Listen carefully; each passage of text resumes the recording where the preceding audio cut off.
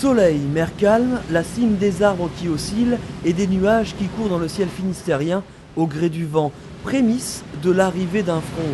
Après le coup de frein général imposé par une météo capricieuse, l'Abervrac, fief de Gildas Morvan, champion de France de course au large, pourrait voir de nuit le trimaran d'Yves Le Blévec filer loin devant les étraves de Crêpois-ou-Troyes. La route la plus courte de l'île de Wight pour aller à Saint-Gilles-Croix-de-Vie, c'est de couper au plus court, juste à quelques milles de l'Abervrac, en passant le plus proche du phare du Four, qui est à quelques milles au large.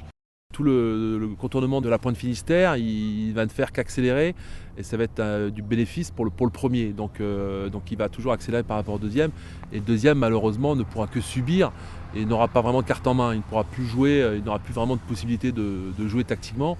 Donc on peut dire que la course elle peut être quasiment finie au passage de Ouessant. Même son de cloche pour Yves Le Blévec, pour qui tout va se jouer dans les prochaines heures. Enfin, la stratégie est vraiment pas facile à établir. On a un flux de Norrois qui va être à peu près construit, et que le premier de nous deux qui atteindra ce flux-là, il aura la tête sortie de l'eau, si je puis dire. Un peu plus de 20 000 d'avance, Actual a beau posséder ce petit bas de laine. Pour Jacques Carès, détenteur du trophée Jules Verne sur Groupama 3, Yves Le Blévec pourrait se faire déshabiller au moindre relâchement. Rien n'est joué tant que la ligne n'est pas passée. Les écarts en multicoque se comblent très vite aussi. C'est la faculté de ces bateaux-là, c'est que surtout dans le petit temps, les écarts peuvent se prendre rapidement, les avantages, mais aussi les réductions d'écarts peuvent s'affaiblir très très vite. Donc je crois que c'est des bateaux intéressants à ce niveau-là, et je pense que sur les deux bateaux, la tension doit être au maximum.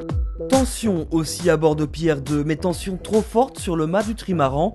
Conséquence, un dématage sans gravité pour l'équipage qui se voit contraint de se dérouter vers un port danois. Plus que 8 multis en course donc, les deux premiers sont espérés à Saint-Gilles-Croix-de-Vie dans la nuit de dimanche à lundi, avec au bout le vainqueur de cette première édition.